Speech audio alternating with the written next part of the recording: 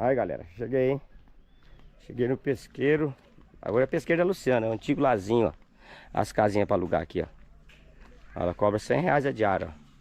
Quem quiser vir pescar aqui, ó. Tem uma sombrona bonita aqui, ó. Tem barco. Ô Luciano, o barco é quanto? 50?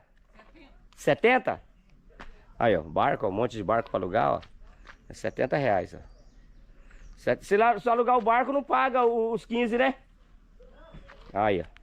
Pra gente descer, né, pagou R$15. Se você alugou o barco, já não paga os R$15. Ó, que legal. Ó, pra você ver, ó, as casas aqui, ó. Pagou R$70 o dia, ó, né, galera, ó. Casa com churrasqueira, com tudo, ó. R$100, ó. Pra posar, pra ficar de boa. Vou vir aqui posar aqui. Vou vir aqui posar aqui. Aí como é que é, galera, ó.